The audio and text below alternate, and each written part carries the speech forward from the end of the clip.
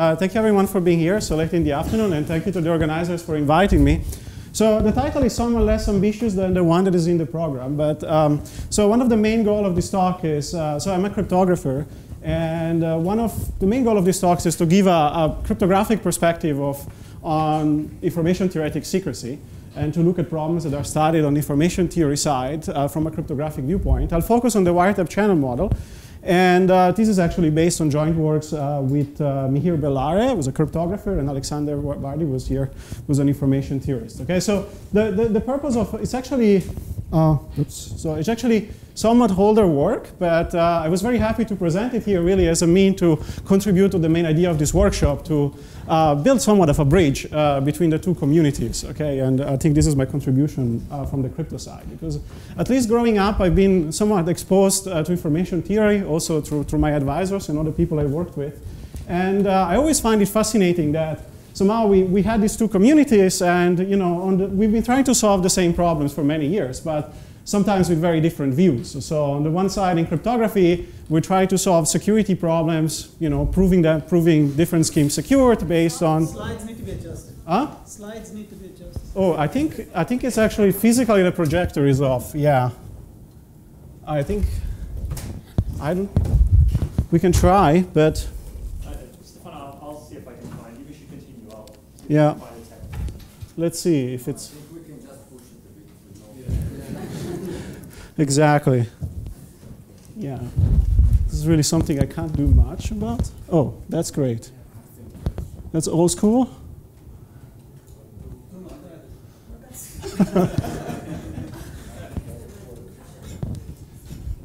So there should be not so. Yeah, actually, it's quite a chunk that is missing. But actually, no, it's a problem. Okay. Okay, it's my fault. So, yeah. Thank you, though. So, yeah. Does anyone know how to deal with this? You should. Yeah. It's a Mac. There's nothing you can do. No, exactly. It's a Mac.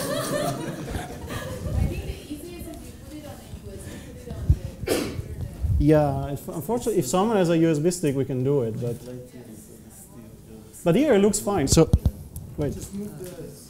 Yeah, okay. Yeah. So, it's a repeat code. You just try long enough and it works.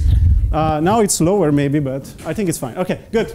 Good. So, back to it. Let me restart. Where were we? Okay, so I was saying that, the interesting thing is that, so two communities will be looking at the same problem, based on very different angles. So for example, in cryptography, we like to build things based on computational assumption, whereas in information theory, so the things that are typically done is, you base security on something I like to call generally physical assumption, typically the availability of some noise or some correlation that somehow shows up in the physical world. Okay, and these are really, created two communities, publishing at different conferences. And maybe with few exceptions, or one notable exception that we've already encountered a few times, also in our tutorial yesterday, where we had some successful merging of the two communities. For example, in the context of information-theoretic cryptography, people have worked on things like key agreement and two-party and multi-party protocols. There's been some works on both sides. We have seen it, very nice tutorial yesterday morning, which really had a very cryptographic viewpoint to it. But still, work still goes on this side of the world. I guess now it's cut out on the other side. But this, I think, okay, let's see. This should be fine. Okay, this should be fine. Let's see. I think this maybe it's because we moved. Okay, so, and things have gone on. And in particular, there's an entire community of people working around the area of physical layer security, that are still working somewhat aside of the crypto community. Okay, so really this is an attempt from someone coming from the left side of the picture, used to this set of keywords to look over the fence and try to take our approach here. So in particular, I'll try today to cover the contents of two works that have been around for a while, but I think this is the first time that I present this to a mixed crowd.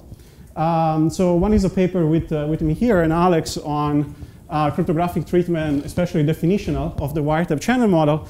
And the second one is some work on, with me here, on building schemes that are polynomially time efficient, both in encryption and decryption, for the Wiretap channel model, and that achieves capacity in many settings. And in fact, there's a somewhat merged version, which is kind of a subset of the union of the two papers that has appeared at Crypto 2012. And again, it's really about the Wiretap channel model, but you know, I think many meta messages of it are more generic to information-theoretic secrecy. Okay? But you know, that forces me to introduce some things for those of you that are more on the crypto side. I really want to maybe repeat the Wiretap channel model, but very briefly. So the idea is really, so you know, if you want to think this as a problem in the physical world, you know, think of the following. So we have some device like a smartphone and another device like a cash register, and you want to make a payment, and you want to transmit, say, a credit card number securely, and you don't want to use a key, a shared key, nothing. So what we want to exploit is just the fact that you can keep the two devices close to each other. And in particular, you can use, say, low power to communicate between the smartphone and the cash register. And you know, by some physical means, you can ensure that any adversary that might try to intercept this communication is sufficiently far.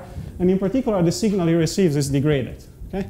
And so you would like to use this or leverage this to achieve security. Okay? Or more abstractly, you know, we imagine we are in a setting where, and this is the setting that was originally proposed by Wyner back in '75. So for cryptographers, this kind of slightly predates most of modern cryptography.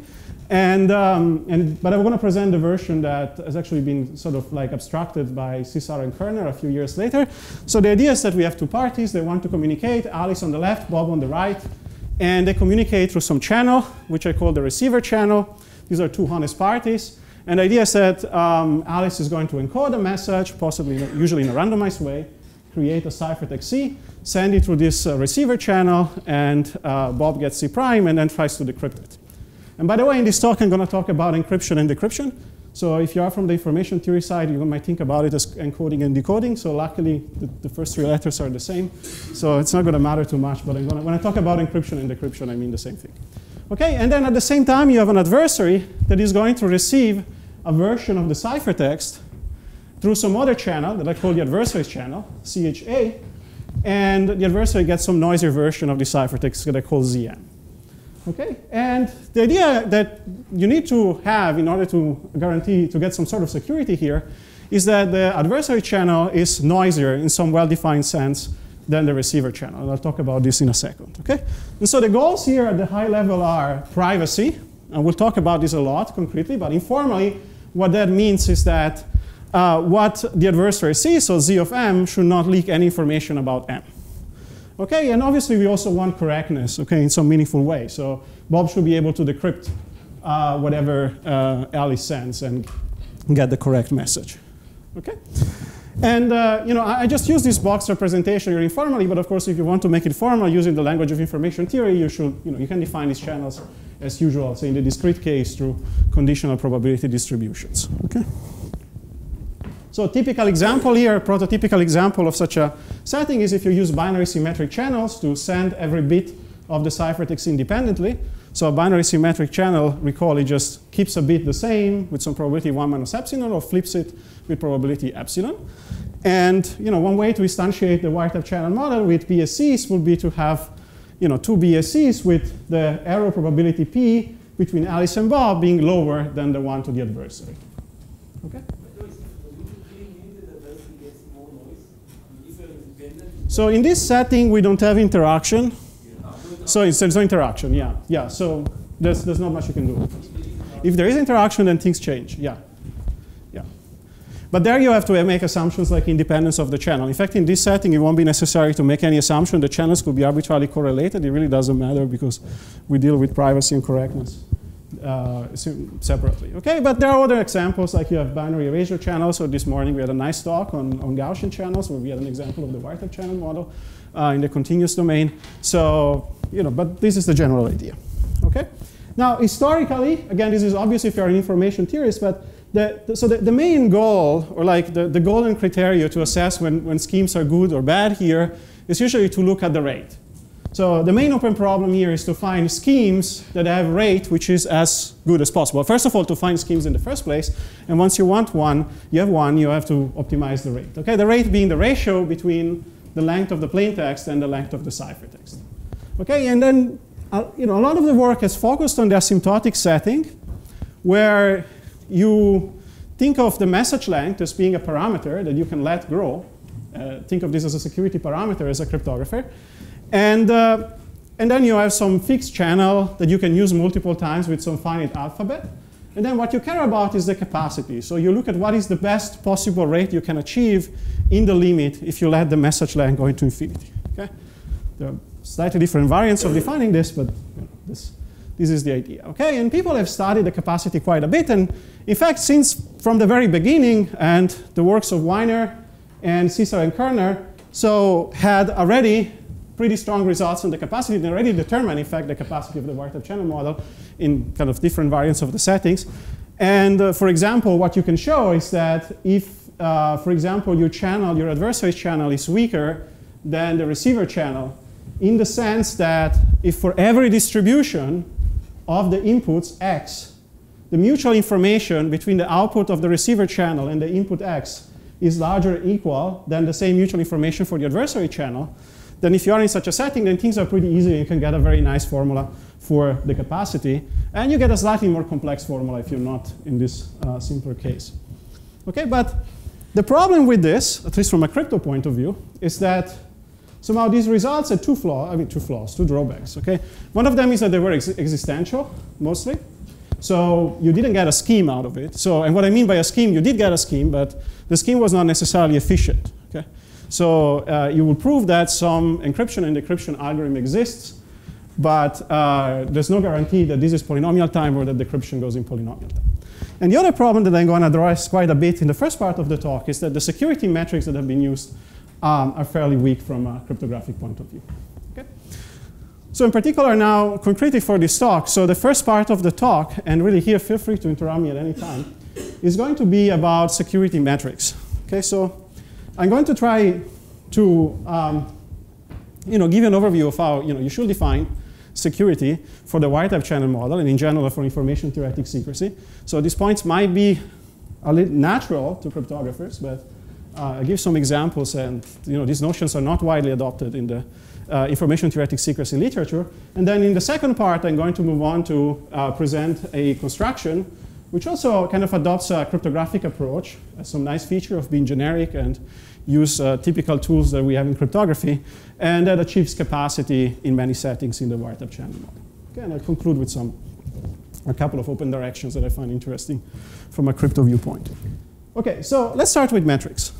Okay, so here, if we look at the work that has been done in the past, and in particular starting from Wyner's work that I was mentioning before, and we see what is the typical approach to metrics that is adopted in this type of work, is naturally based on information-theoretic metrics and almost always on Shannon-type metrics, like Shannon entropies and mutual information.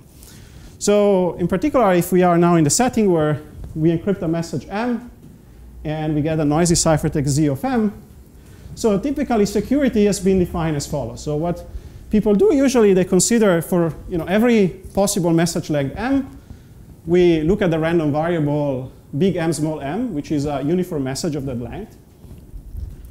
And then we imagine that the encryption can encrypt messages of any such length.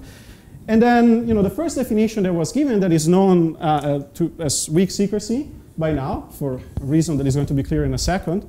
And this is the notion that was considered in Wyner's work, or its equivalent to it, was to look now at the mutual information between the random message which is being encrypted and the noisy ciphertext. And then you divide it by M. So you look at the ratio between the two. And then you take the limit for M going to infinity and require that this goes to 0. Okay? So this is a notion that, in fact, is still used in some works and less, but it's still used. But clearly, again, from the viewpoint of thinking what does it mean to define secrecy and security, it's really a very weak notion. Okay? I don't know if it's clear why, but the fact is that you're really requiring such a rate to go to 0. So you have an M in the denominator. Now, as soon as you have something which is sublinear in the numerator, this is going to go to 0. So for example, if the mutual information is something like log M or something like that, this will allow a bunch of bits about the plaintext being leaked, but still it will go to 0. Okay? So it will allow for a lot of information. In fact, n to the 1 minus epsilon bits of the plaintext will be leaked for any epsilon, and still this will go to 0, okay, in the best case. Okay? And so that's why this was actually replaced And some work by kind of a stronger variant where you don't take the rate and you simply require that the mutual information goes to 0. Okay? And the typical approach here, again, has been inconsistent. And when I make points, it doesn't mean that everyone is adopting this notion. But at least the way usually security is defined as a goal, usually the requirement is simply that this just goes to 0. So there is usually no distinction, at least in the definition, whether this goes to 0 slowly, like as 1 over m, or faster as to do the minus m. Even though as cryptographers, somehow, it gives us kind of a weird feeling if it goes very slowly. And I'll make some points soon why this should go very fast to 0. But typically, it's not a problem in results.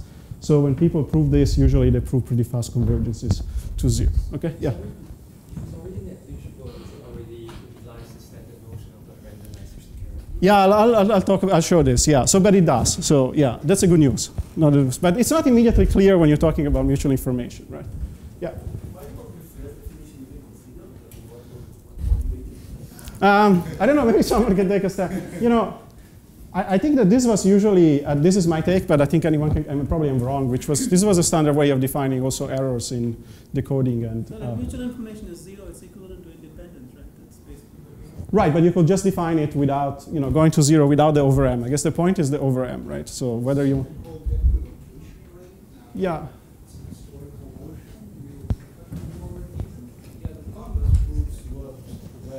Right. Also, in the Congress sense, this is the strongest possible. Right. Without the normalization, the Congress proofs had the shortcoming, but then the techniques were refined. Yeah. That's a good answer. That's a very good answer. Yeah. Yeah. I hope it's true. Yeah. It's on video, so I'll figure it out. Yeah. Another difference it seems is there's no separate security parameter and length of message. If I want to send a short message, this gives you no security. Yeah, so there is something exactly a bit special again from, so it's very common to have the message length to be the security parameter, which is something that we don't think of usually in cryptography. So this doesn't, another issue with it is doesn't give you any guarantees for, say, encrypting 1 or 2 bits. Okay, so M needs to grow and otherwise, yeah. So. You can pad. Hmm? You can pad your bits. You could pad, exactly. But again, so here, we'll talk about it in a second, here the message is uniform, right? So you have no guarantee if you pad. Okay, so, but yeah. Okay, so what I want to talk about next, so the way I'm going to talk now about, I want to expand on this topic of security metrics. And the way that I want to do this is I want to really use an approach that in cryptography we call concrete security.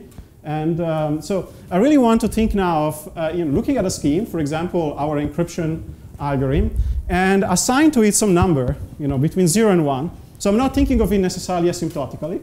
Think of this as one shot. You have one scheme for one fixed setting. And I want to assign to it a number which I'm going to call the advantage, and it should tell me now how good this scheme is, okay, in terms of secrecy. And we want to see like alternatives. Like, for example, what you could do, and for a while now, when I talk about M, I'm really assuming a uniform M for now.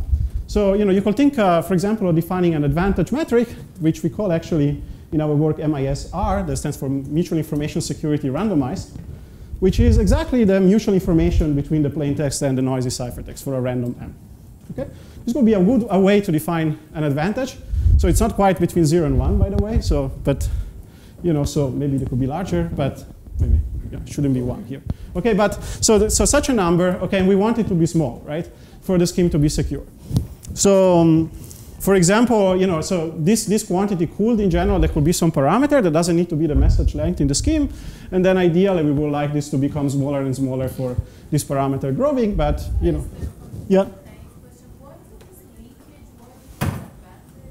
Sorry?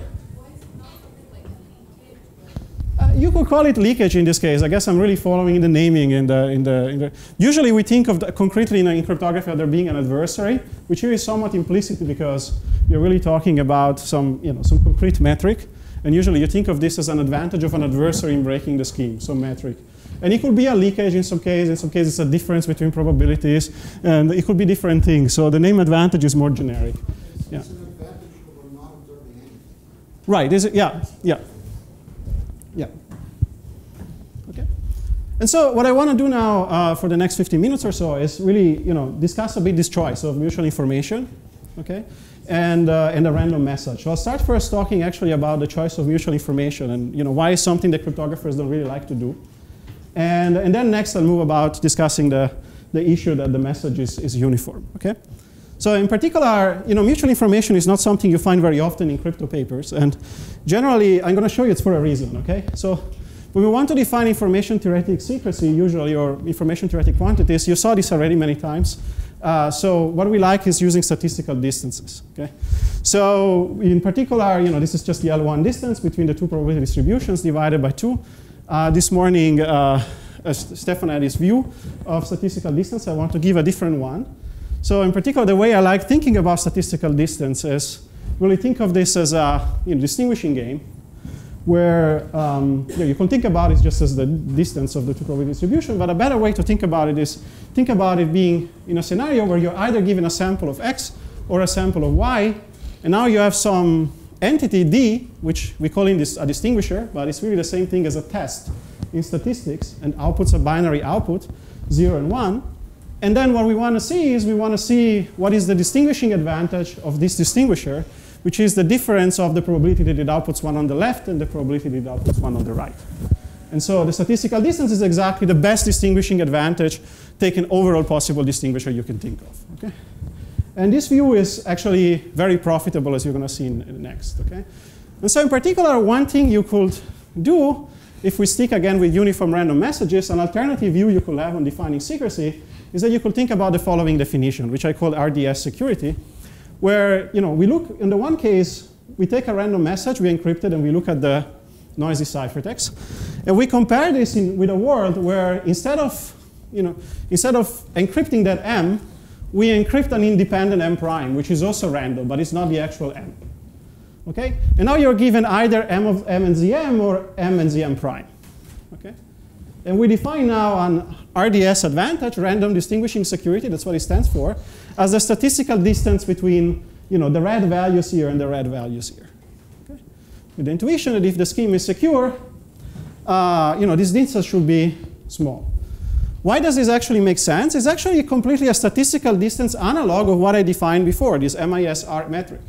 In fact, if you replace KL as a statistical distance with KL divergence, then you recover exactly the metric I defined before, okay, where KL divergence is the usual thing. So this is exactly the same as the mutual information between ZM and M. Okay? So it's just a different way. So it's a natural way to define it. Okay? It's just a statistical distance version. Okay? Now the question is, which one should you pick, right? So is it a better choice or not?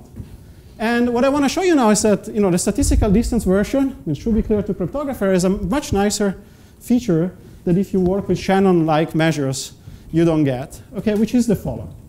Imagine that we look at the following simple game, okay, and we want to see what is the chance that an adversary, given a noisy ciphertext ZM, guesses the plaintext M.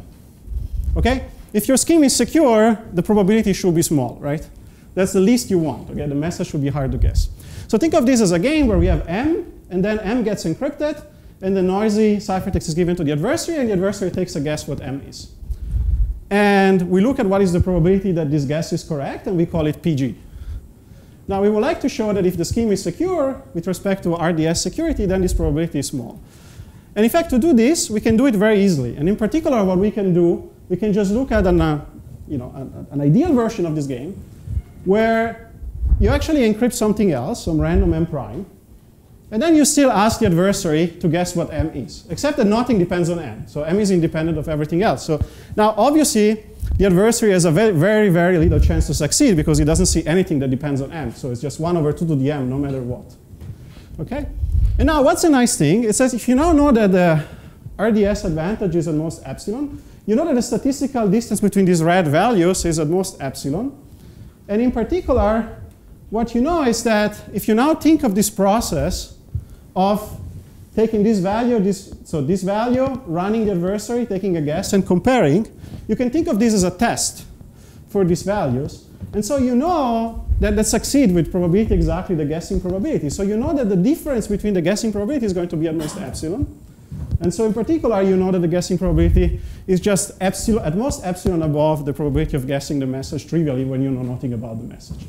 Okay, so this is a great way to, introduce at least the first contact with the idea of semantic security. So here we just seen one example for the identity function.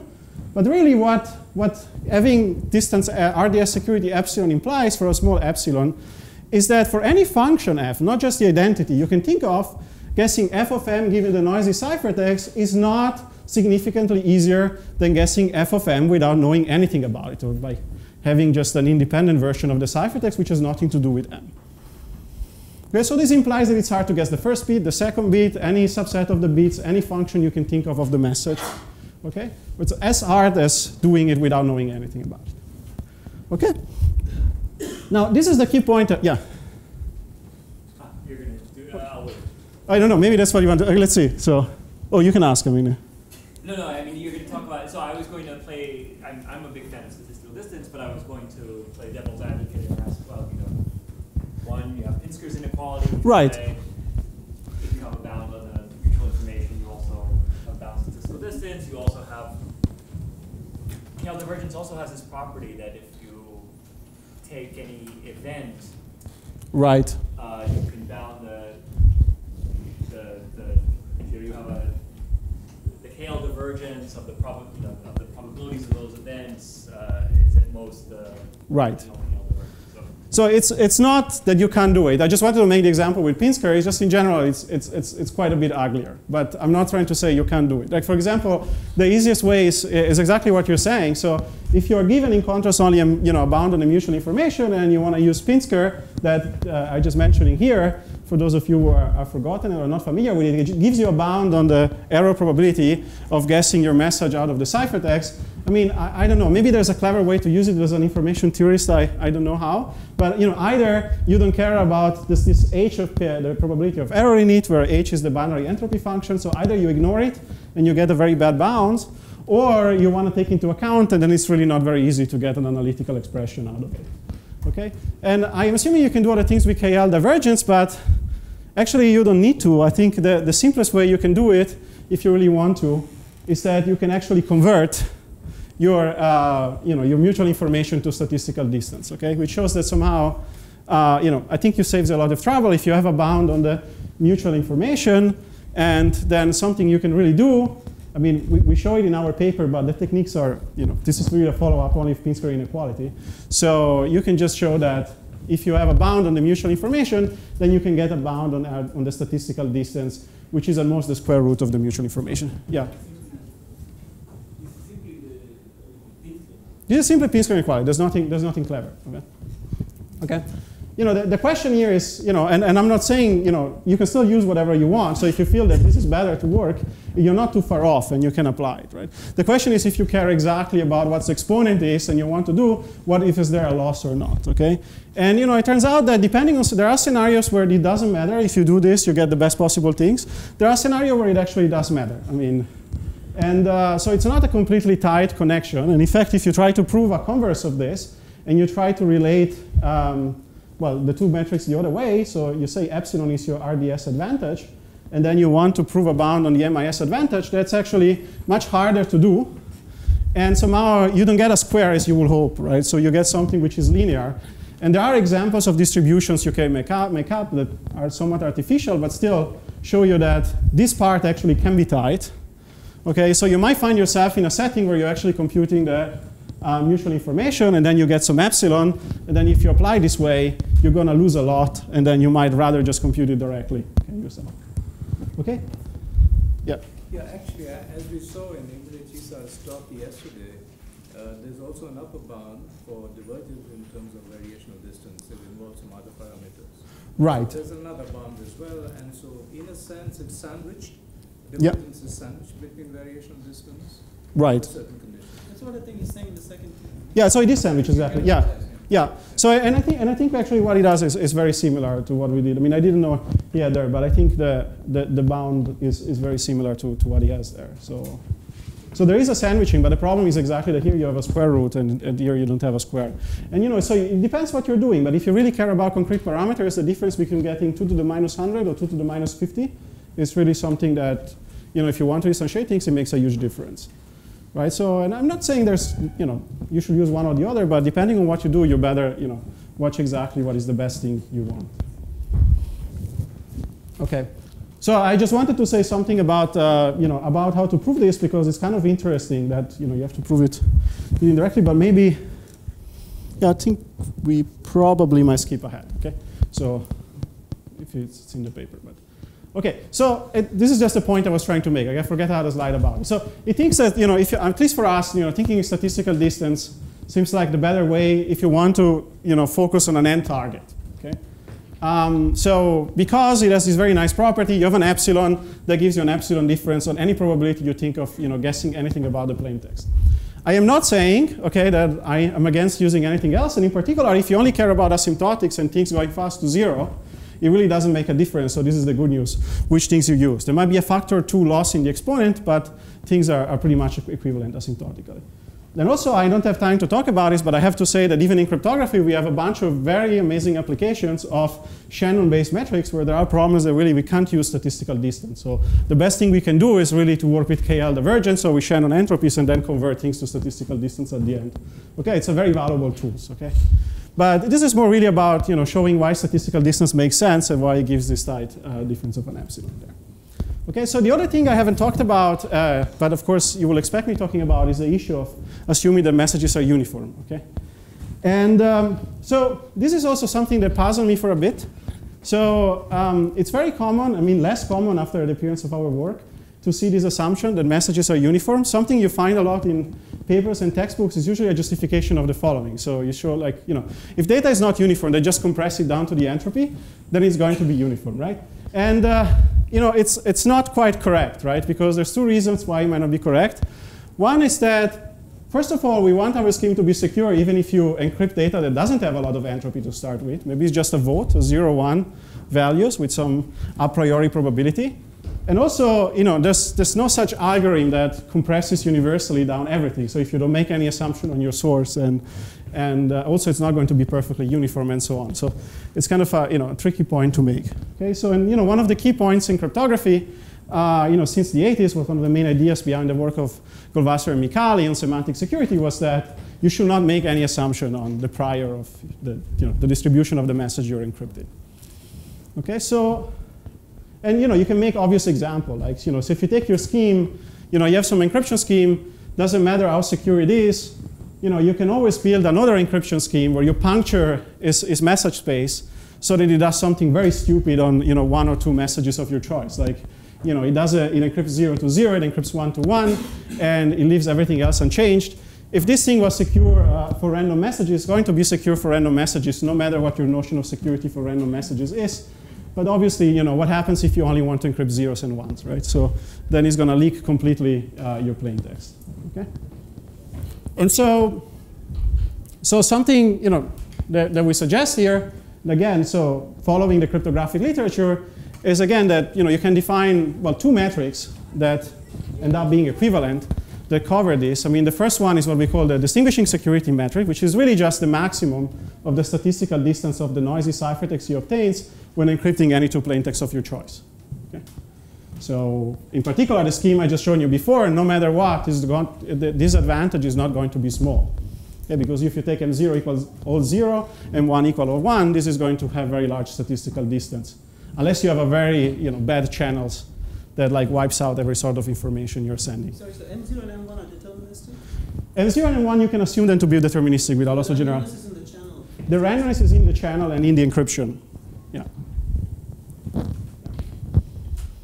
Okay, so you could equivalently have a notion with an adversary that chooses M0 and M1, but in this case, since everything is unbounded, it really doesn't make a difference. So you can de-randomize this and it's the same.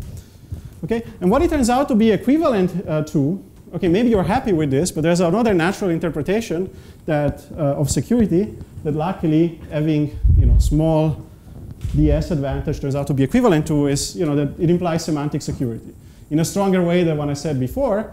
So meaning that for every function f you have and for every plaintext distribution PM you have, if you have a small DS advantage, what we're going to prove is that this implies that guessing f of m, given the noisy ciphertext, is not significantly easier than guessing f of m without seeing anything. Okay? And in fact, we can make this into a metric to make this formal, which becomes kind of nice compared to the computational cryptographic sense, because everything plays out. There's no adversary or anything. So we can define now an advantage where we look at the probability of guessing f of m given z of m. So for any f and distribution of the message we maximize, and we can write this as 2 minus the average mean entropy. Okay, but this is the same. We saw this the last couple of days as the best probability of guessing f of m given z of m. And then subtract the probability of guessing f of m without knowing anything, which is just 2 to the minus mean entropy of f of m. Okay, we maximize over all f and p of m, and this gives us a nice metric, okay, which gives us exactly this intuition that, so if this is small, it means that for every strategy of guessing f of m given z of m, there's one that does almost as well without knowing z of m. This is really an assumption about the channel to the adversary, right? Somehow the channel to the adversary is so bad that you're able to make this quantity small because it looks the same irrespective of what n0 and n1. Yeah, but this is exactly what you do in the Wiretap channel model. Yeah, I mean, but the way you can make this is possible is because of the channel to the adversary, right? It also depends on the encryption, yeah. Yeah, but I mean, somehow if you look at some reasonable block lengths in the information-theoretic context, you're probably going to get it, right? For any DMC. So show construction. No, we show construction, yeah, so exactly. Yeah. So if you're more comfortable in achieving this for a random message, so it turns out that it's not much different, in fact, in terms of, yeah. So perhaps surprisingly, okay. But in terms of metric, I mean, the point I was just saying before verbally is that, these two ends up being essentially equivalent. So they are almost a factor 2. So I won't give the proof, but it's essentially the same. In the computational domain in cryptography, you have a very similar statement, and the proof is essentially the same. And back to mutual information security, I guess the interesting thing that follows already with some work from what I stated before for the random message case is that, in fact, you can also define a metric, which is simply the minimum of the mutual information, but now taking overall possible message distributions, okay, not just a uniform M, okay?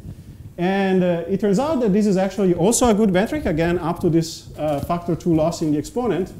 And it really follows as a corollary from what, again, from p-square inequality, plus here a little bit more work. So you can really show that there's, again, the same square root relation. And conversely, you have a relation in the other direction, which is the same as before, okay?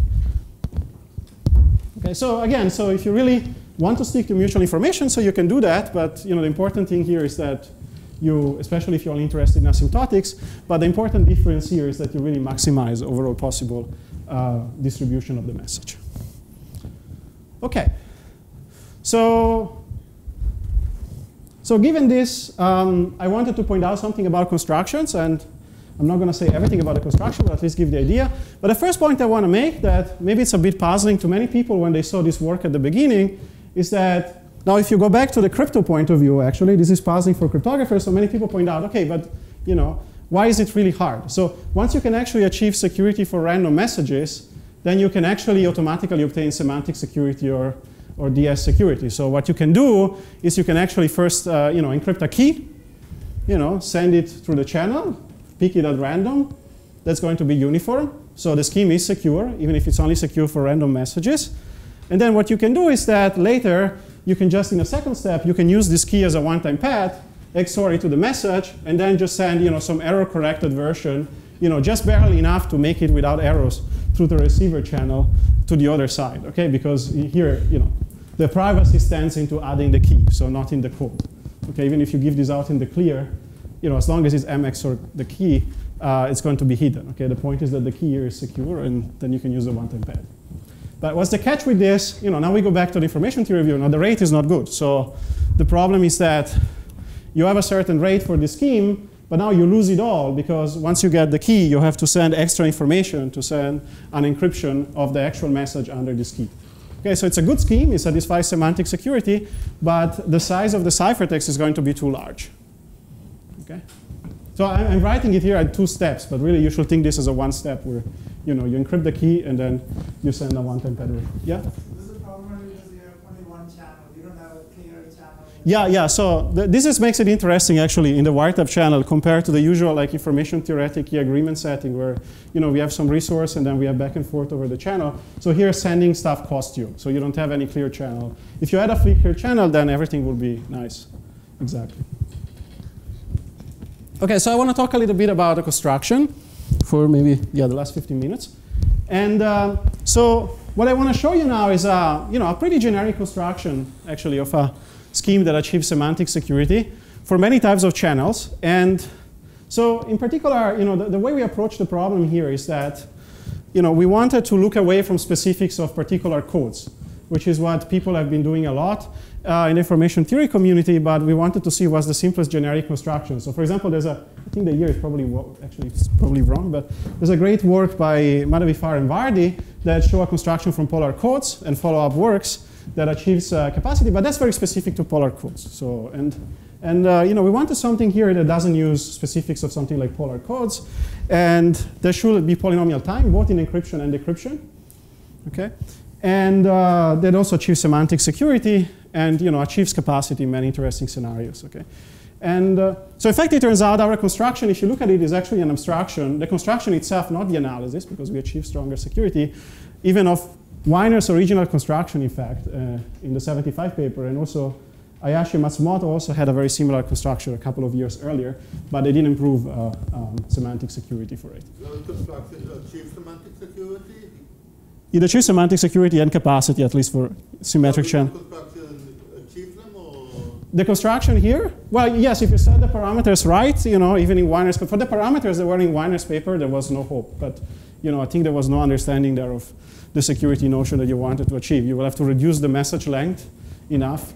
So Wyner says some sort of, if you look at back from a crypto perspective, there's some interesting thing that I interpret like he proved some sort of leftover hash lemma already in his paper by multiplying with a random matrix that he was thinking as coming from a code, but then somehow the parameters were such that you couldn't prove like the close distance from uniform, but only some sort of unpredictability and so on. So it would be kind of interesting to go back and look at these things with a modern eye. So, yeah.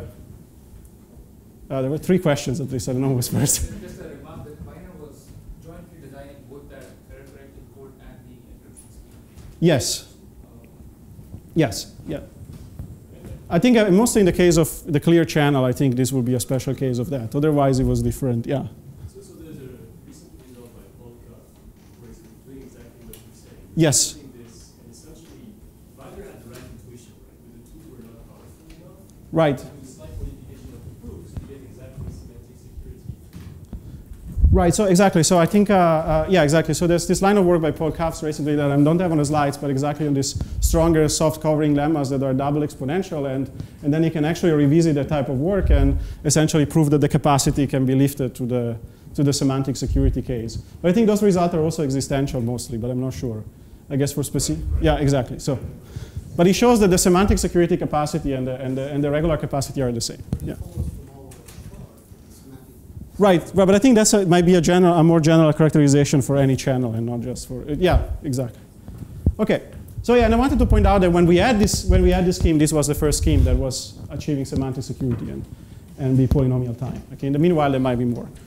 Okay, so I want to say that for the sake of this talk, I'm actually going to focus on a somewhat maybe nicer primitive to work with, which is what I call seeded encryption. So essentially, the setting is as before, but in addition, we assume that all parties have access to some random string that we think of a seed or a common reference string in the sky. So the Alice Bob knows it, and also the adversary gets it as part of her view. Okay? So it's not really a big deal if you care about rate, because I'm not going to state the security notion formally, but the key point is that in seeded encryption, you can recycle the seed for multiple encryptions. So if you really care about rate and you don't want a seed, you can just transform this in a seedless encryption scheme by first generating a seed, sending it over to the other party, and then using it over and over and over again, and then the costs of the seed are going to cancel out. Okay, but it's somewhat easier to think of. Okay, you can recycle the seed. So how does the scheme work? It's actually very simple, and I give a slightly specialized version, but it can be abstracted. So you want to encrypt now some message M, and you have a k-bit seed, and your message is M bit, where M is smaller than k. So the way that you encrypt is that first you're going to generate k minus m random bits. It turns out that's actually optimal for the parameters we care about. So you just complete this to a k-bit string. And then what you can do is you just multiply these two strings together. And by multiply, I mean you think of strings as element of GF2 to the k, and then you get another k-bit string. And then you just send this to some encoding function or some error correcting code. Okay? The idea is that this error correcting code should be the encoding function of a good error correcting code for the receiver channel. but you know, it won't matter for the security analysis. Okay? For the security analysis, all we care about is that it's injective. You don't encode two things with the same thing. It's efficiently computable, and it's linear. Okay? Which usually you'll do this with a code, but okay. So usually you do this with a code, but it's not really important for security. It's only important for correctness. Okay. So I have a question. So you are, of course, your construction this is efficient, but the rule is slightly different, completely different from the original case, because you are considering the Wiretap model. Right. In that case, in that model, we cannot use the common randomness. No, we can't, exactly. The original model we can't, but what you can do, if you're only interested... In that case, you change the formulation of the Wiretap model. Yes, but you can do it, you can take it away if you want. So this is only for simplicity. So if you don't have such an S, what you can do is Alice can generate first this S. So if I am the sender and you are the receiver, the first thing I can do, if we don't have such an S available, is I can send it to you. I generate, and then I send it to you with some regular error correcting code. There's no secrecy requirement because it can be made public. And then we just run our scheme by using this S over and over on different message blocks. And then asymptotically, because we can actually reuse this S, the cost of sending this S once are going to become vanishing when you compute the rate of the scheme. So you're going to use the same S for a number of different message blocks, and the S I just send it to you as part of the scheme. But the secrecy condition must include the S as well, because the Wiretap receives it. Right, but the point is that the S that I send you at the beginning, because in this model of seeded encryption, the seed can be public and is given to the adversary, that's how you bootstrap. So you don't need to guarantee any secrecy on that. So you don't need another seed for that to bootstrap. So you can just send it in the clear. I just need to encode it. Yes? The security doesn't increase when the message is longer, right? You only get like 2 to the minus k security? Depends on the instantiation, actually. So yeah. But abstractly, the GF2 to the k multiplication is just a wasn't roughly Yeah. example. Right. So you can like instantiate it in better ways. you can abstract it in the other way. So what we are actually doing here is we are just essentially inverting an extractor. So not essentially, we are inverting an extractor. And that's what matters. So the way you think about it is here you think of the two universal hash function that takes an x and multiplies it back, and then you truncate. That's actually a randomness extractor. And then we are just inverting it. So given m, we are just taking a random pre-image of that. And the way you do that is by appending randomness and then multiplying backwards. Okay, that's what's happening abstractly. And in the proof, it's clear that that's what you need. But technically, you can take any family of linear mappings such that any non-zero vector is mapped to a uniform vector? Yeah, as long as in this direction you have a two universal hash function. Yeah. Also, I think this method is a kind of random coding, essentially equivalent with random coding. Of course, usual random coding, we don't care about the complexity, but we can make some random coding scheme with taking account the small coding time. Right. So, so you think of this step, you mean as random code? Of course, this kind of the coding considered as a kind of random coding. Right. So this is really just an instantiation. So I think once you move to the general level, this will also be a special case of that. So if I understand correctly. But this is very efficient. But this is very efficient. So I don't know what you mean by random coding. So when I think of random coding. I would derive that result efficient random coding in my paper. Right, but I don't know what you mean by random coding. So the construction is very similar to the paper I'm referring to, but I'm referring to the paper where you were using universal hash function as a. Algebraic channel resolvability. This one has a very efficient calculation time. Yeah, we can talk maybe about offline. So yeah. So I'm not sure that. Okay. Good. So. Okay, so I just want to get to state the theorem briefly, and then I won't say much about the proof because we're running out of time. So I think I just want to state it as concretely as possible, and then give you an idea of why it gives rate for a binary symmetric channel at least. So you achieve the capacity as a rate. So in particular, so an important quantity to instantiate this result is going to be the following. So if we look now at we look at the encryption scheme, but now we forget about the first stage we've been talking about right now. And we just look at the mapping E, and then what happens when you apply the channel. And now we think of choosing this X uniformly at random. Actually, an important quantity to instantiate the theorem, it's not really how it's stated in the paper, but it makes it easier to understand, is to look at what is the mean entropy, or equivalently, what is the probability of guessing x given the noisy ciphertext when sending this random x through. Okay. So, and in fact, which equivalently you can think about it this. So it's really just the probability, the minus log of the probability of the best strategy of guessing x given z. Okay.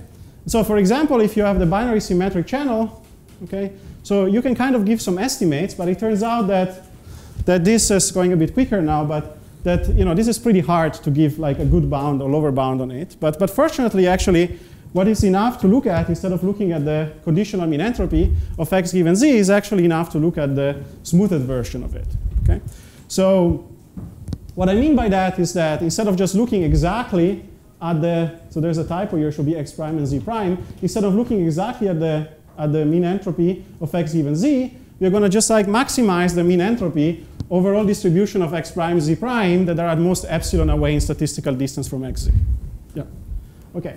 And it turns out that we can prove that this is much larger. Okay. And I have to finish now the talk. So I think I'll just skip to the main theorem. So what we can show is that if the channel, in essence, if the channel is symmetric, there's a star because there are some caveats there, but at least in our main theorem, in our first theorem, and for this code and the adversarial channel that you're given, the smoothed mean entropy, the epsilon smoothed mean entropy of x given z is larger than the message length plus 2 log of 1 over epsilon, then what you can prove is that the semantic security advantage is at most linear in epsilon, and with a constant not large, like 4 or something like that.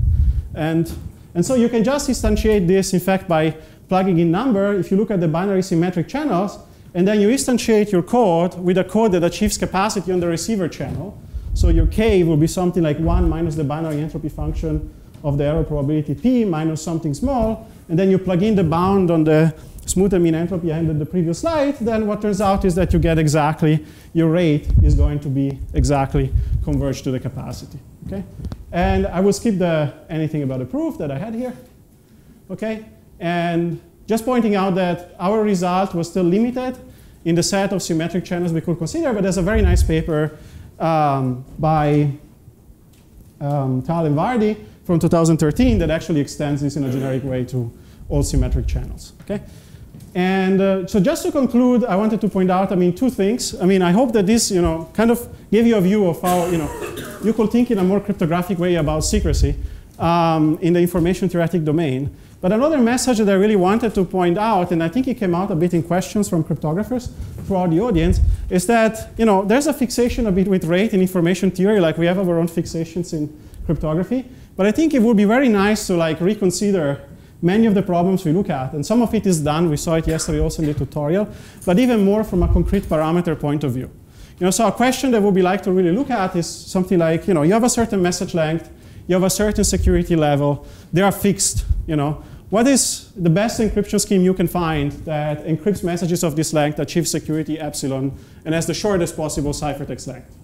You can think of defining more general ways of capacity, and I'm not even sure what the results are. So if you set epsilon to be very small, like 2 to the minus n or something like that, some of the epsilon we can guarantee in our results are a bit larger than that. So and some interesting things might come out, and some interesting questions might come out. And the other really final thing is that part of my work is interested actually with concrete security of more real-world constructions. And something that I think is important is that, so in cryptography, really, when we make assumptions and we make computational assumptions, we really have a good sense that there are good assumptions and bad assumptions. And partially this is due to the fact that there's a lot of cryptanalysis going on in trying to understand which computational assumptions are sound and which ones are not. And I don't know if this is happening. I just have a hard time finding this work. And I don't think it should happen in this community. But it would be nice if there would be a lot of work in trying to justify physical assumptions for channels and, and other physical assumptions that are used in the theoretical work we like to do. Because I think this might also give us new ideas about new models and new things we can do and weakening models and so on. There is some work going that direction, adversarial wiretap channels and so on. But it would be nice to gain a good understanding because I think it really helps us in terms of problems. Okay, that's all I wanted to say.